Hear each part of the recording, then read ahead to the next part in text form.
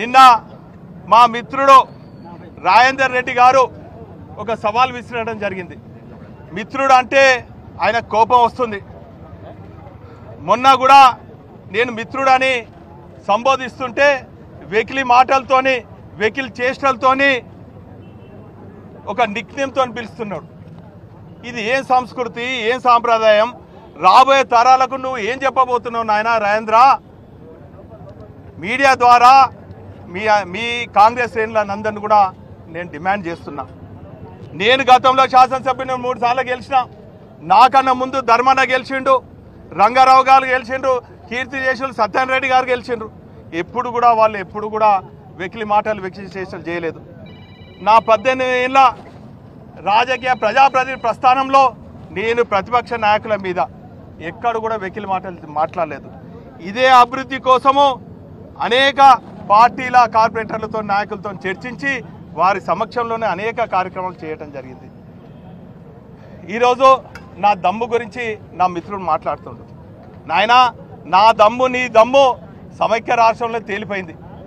నా దమ్ము తెలంగాణ వాదుల తరఫున సమైక్యవాదులకు గుండెల్లో నిద్రపోయి నిండు అసెంబ్లీలోనే నల్ల జెండా ప్రదర్శించి ఆనాటి ఉద్యమ నేతలు చెలో అసెంబ్లీ కార్యక్రమం ఇస్తే నా తెలంగాణ విముక్తి కోసం, నా తెలంగాణ రాష్ట్ర సాధన కోసం పోలీసుల కళ్ళు కప్పి మరి నిండు అసెంబ్లీ నడుస్తుంటే కూడా నల్ల జెండాలను ప్రదర్శించినటువంటి చరిత్ర, అసెంబ్లీ పైన నాటినటువంటి చరిత్ర నాది.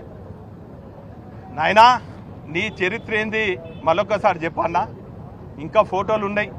ఆనాడు సమైక్యవాదులకు తొత్తుగా ఉన్నటువంటి నువ్వు తెలంగాణ వాదులు మానుకోట బిడ్డలు మైమగల్ల రౌతులతోని నీపై దాడి చేస్తే రైల్వే క్యాబిన్లో ఒక దొంగలాగా దాక్కున్నావు, ఓ దోపిడిదారులాగా పిస్టల్ పెట్టి కాల్చినావు. నాయన, నా దగ్గర తుపాకులు లేవు.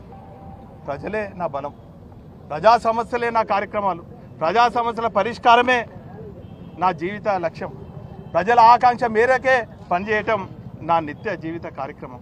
కానీ నాయనా, నీ కథ ఏంది?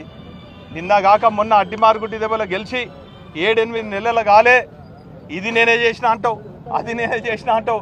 ఎంత విచిత్రంగా ఉంది, చాలా బాధేస్తుంది. నేను కూడా నీకు సమయం ఇద్దామనుకున్నా. 2 సంవత్సరాల పాటు నీకు సమయం ఇచ్చి నీ అభివృద్ధి కార్యక్రమాలు ఏంది, నీ నిధులు తెచ్చుడు ఏంది అని చెప్పి నేను మా శ్రేణులందరూ కూడా ఎక్కడ విమర్శించొద్దు అనుకున్నాం, ఎక్కడ నిన్ను ప్రశ్నించొద్దు అనుకున్నాం. గడికి 2 నెలలకోసారి నన్ను గెలుపుతున్నావు. నేను వాస్తవాలు ప్రజలకు చెప్పదలుచుకున్నా. మొన్న కాళోజీ కళాక్షేత్రం గురించి గెలికినావు, దాని చరిత్ర ఏందో చెప్పినా. నిన్న ఇక్కడికి వచ్చినావు, నైమ్నగర్ నాలా గురించి, నైమ్నగర్ బ్రిడ్జ్ గురించి మాట్లాడినావు. నీకు ఈ చరిత్ర తెలుసా నాయన? 2020 ఆగస్టులో దేశంలో ఎక్కడ కురవని వర్షపాతం ఈ నగరంలో కురిచింది. దేశంలో అంత పెద్ద వర్షపాతం కురవటం దేశంలోనే మొదటిసారి. శాస్త్రవేత్తలు చెప్పినట్టు 275 మిల్లీమీటర్స్ వర్షం కురిసింది. 27.5 సెంటీమీటర్ల వర్షపాతం ఈ నగరాన్ని కుదిపేసింది. ఆ క్రమంలో నేను ఒక ప్రజాప్రతినిధిగా ఉన్నప్పుడు ప్రజలను ఆదుకోవాలి అని చెప్పి వరదలు వచ్చినప్పటికి కూడా నేను వరద బాధితుల ప్రాంతాలలో కూడా అంతా తిరిగి ఒక నివేదిక ఆనాటి ముఖ్యమంత్రి కేసీఆర్ గారికి, ఆనాటి మున్సిపల్ శాఖ మంత్రివర్యులు కేటీ రామారావు గారికి సమర్పించడం జరిగింది. సమర్పించుడే కాదు, ఆయన స్వయంగా ఈ వరద ప్రాంతాలకు తీసుకురావడం జరిగింది.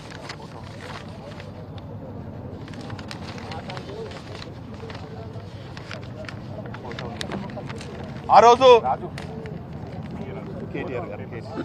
రోజు స్వయంగా కేటీఆర్ గారిని తీసుకొచ్చి మా మీడియా మిత్రుల సమక్షంలోనే బస్సు పెట్టి ఇక్కడి నుంచి సమయనగర్, ఇక్కడి నుంచి వరద ప్రాంతాలంతా కూడా తిరిగి మరి ఎక్కడ ఎన్ని నిధులు కావాలని చెప్పి అంచనాలు వేస్తే, నేను టెక్నికల్గా ఇంజనీర్ని కాదు, ప్రజా సమస్యలను తెలుసుకొని ప్రభుత్వానికి నివేదించే బాధ్యత తీసుకున్నా. ఆ రోజు అధికారులతో చర్చించి నివేదించి టెక్నికల్గా అధ్యయనం చేసి ఒక 500 కోట్లు నివేదిస్తే తక్షణం రిలీఫ్ కింద 250 కోట్లు ఆ రోజు ముఖ్యమంత్రి గారు మరియు కేటీ రామారావు గారు